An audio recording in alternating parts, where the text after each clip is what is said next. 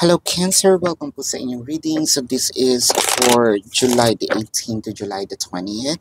No? So Cancer, para po sa mga bago, don't forget to click the subscribe button, smash the like button, and don't forget to hit the notification bell.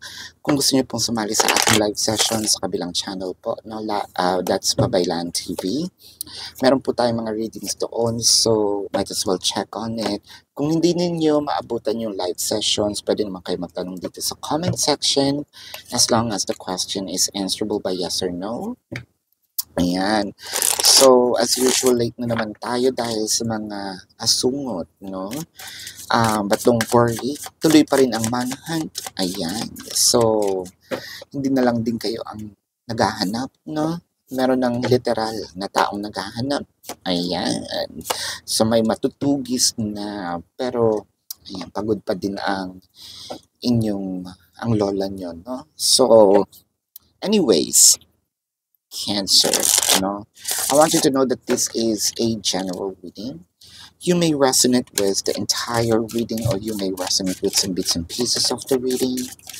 Take what's only yours. So, Cancer. Yan. Ang nakikita ko dito is parang there may be some challenges, no? Pero you're doing it with all your grace. Or you're doing it with grace, period, no? I think that Cancer, this is innate to you, no? Medyo hindi natin pinapahalata, no? Na medyo we are shaking, no? Hindi dahil sa gusto nating magyabang, no? It's actually innate for you to, before asking for help, no? Yung talagang hindi mo na kaya. But I can see here na medyo napapadalas yata ang ating mga either pag-inom, no? Pagsaya-saya, with the Five of Pentacles, the Nine of Wands, the King of Wands, Page of Wands, and the Magician. There may be a bit of a failure, no? Sabihin natin, whether it is through relationship, whether it is through work, career, money-wise, what have you. There's a certain event, happenings na we're trying to manifest, but somewhat. I don't want to say it's not coming to fruition. It's not yet in fruition, all right? There's a difference. But I feel like medyo, sabihin natin, pabugbog na yun, no? Ayaw na malapit na tayo sumuko, no? Malapit na tayong either to call a friend, no? Kasi si Cancer, hindi naman yan mangiistorbo, no, ng tao kapag hanggat kaya, no? Hindi yan mangiistorbo ng tao kapag hindi na yung agaw buhay, yung parang ganun ba, no? With the Five of Pentacles, the Death card, and the Fool card, no? Ang maganda kasi dito is parang sobrang, wow, is this your last resort, no? Okay, I'm going to say this in metaphor, no? Hindi ito yung totoong mangyayari na kumbaga sa salita lang ito, no? Yung parang gagawin mo dito is suicidal, ano? What I'm trying to say here is napaka-risky, and I think that you're willing to risk the relationship kasi you were given no choice but to do this, no? Kasi feeling mo naman, kung doon din naman ito papunta, bakit ko pa patatagalin, no? Kung doon din naman siya papunta, agahan na natin, di ba? So it's actually a risky, no? Kumbaga, di patay kung patay, no? I'm not saying this na magkakaroon ng away, suguran, what have you.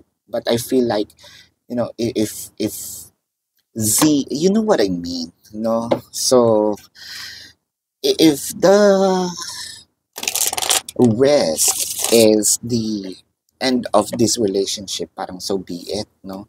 Harakiri na tayo, no? With the Nine of Wands, si Cancer kasi habang nasasaktan para tong sundalo, no? Habang nasasaktan, hindi ko sinasabing masokista, lalo silang yung drive, no? Parang no pain, no glory. Habang nasasaktan, mas lalong may pinaglalaban, no? Kumbaga, they're not those, kasi kala nila water signs, no? Yung water sign kasi parang feeling nila, emotionally yung mga yan. No? Pero, yung kay Cancer kasi, yeah, I may be emotional, no? Pero, hindi ako yung nana, di ba? With the King of Wands, you're actually voice it out, no? Queen of Pentacles, the Knight of Swords, the Ten of Wands, Two of Cups, and Two of Pentacles. Clarifying the Ten of Wands is the Queen of Cups and the Ace of Pentacles. So it kind of make me feel that whatever it is that you're surpassing, as you can see, no, it should be mabigat, no, it should be a burden on your shoulder, but it felt like to me it's gonna bloom. It's also a shoulder, but it's full of either learnings, abundance. Pentacles are abundance. Abundance may literally mean pera.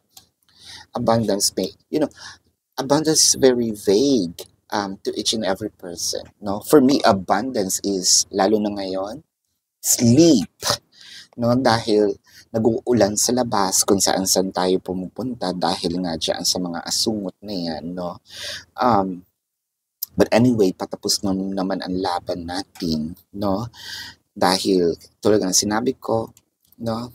May manhunt, ayan. So, ngayon,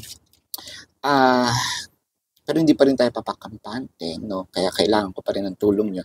Either way, that's another story. Going back to your reading, eto na nga tayo with the Ace of Pentacles. Parang eto na siya, no? Meron ng,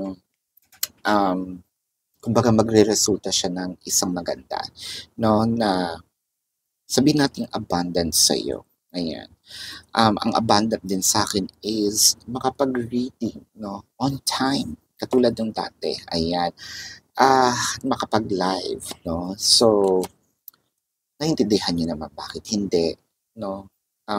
Medyo masama pakiramdam natin, pero ito pa rin tayo, Ravard, no? You inspire me, Cancer. Ito yung energy na inilalabas ng Cancer, eh. Kaya parang I'm being inspired. Okay, no? Enough about me. Pero with the Two of Cups and the Two of Pentacles, ngayon dito mo makikita parang sa ginagawa mo ngayon, no? Dito mo makikita yung value mo. Dito mo makikita also yung what you bring to the table, and you're gonna see that it's actually not fair. There may be a chance or chances are parang sasabihin mo, I think that there should be a division of labor in here, no? Kung ako naghuhugas ng pinggan, no, pwes ikaw magluto. Kung ako magluluto, ikaw maghugas ng pinggan. Luto ko, hugas ko, no? O, huwag na lang tayo kumain, di ba? So, ngayon parang maiisip mo na hindi ka pwedeng, yung parang kay person, no? Kay person, hindi ka pwedeng pabanching-banching, di ba? This is a different life already, no? And I'm also seeing in here that there's an agreement, no? What you are manifesting in here is the firm foundation, no? Also a bonding moment. Hindi lang task yun kasi, no? What I am seeing in here is, yes, your person might, parang sabihin natin, naging complacent, no? Pero patapos na siya doon, no? I feel like your person's going to listen to you naman. And I'm seeing here victory, just so you know. All you just need to do is to speak up, no? So let's see here, what is your person's emotion, or this could be your emotion too, no? I wish we could be together, but it's complicated. So, for a few numbers of you, probably meron ng separations, whether it is physical or energetic. Ano? Um, I remember the day we met like it was yesterday. So, it kind of made me feel that the sweetness of this relationship is babalik kayo sa parang sabihin natin kung paano ito nagsimula, no? Kung paano nyo binuo um, yung relationship. Kasi parang pakirawari ko, nagkaroon lang kayo ng complacency, nagkalimutan, no? Sino ang gagawa ng ganito, sino ang gagawa ng ganyan, no? Ngayon magkakaroon talaga ng division of labor and good for you dahil ikaw ang mag-i-initiate nito. Cancer, let's check the zodiac sign of your person. Now, this could be their sun sign or a placement in their chart. So, I am seeing here Taurus, Pisces, Virgo, Cancer, Leo, no? Um, Capricorn, Aries, Scorpio, baka kapwa Leo nga, no? Or, I mean, kapwa Cancer, pero ang daming Leo dito. So, yan ang iyong reading, Cancer, no? Again, para po sa mga bago, don't forget to click the subscribe button, smash the like button, comment below kung kayo po yung nakaka-resonate, and hit the notification bell. Kung gusto niyo po ng dalawang reading, doon po sa Babaylan TV, nagla-live din tayo doon. Pwede naman kayo magtanong dito sa comment section as long as the questions answerable by yes or no. Pero kung hindi po kayo masasatisfy sa yes or no, sa website po, nandun po yan sa description box, no? How much per question, doon lang po ako nagtatransact, no? Pwede nyo rin pong i-compare doon kung merong mga nagme-message sa inyo, it's not me. Pag hindi nag-match doon, it's not me, no? If you also want to book a personal reading, nandun din po yan. So, this is your reading. Cancer, love, and light to you. Namaste. See you po sa susunod na reading. Goodbye.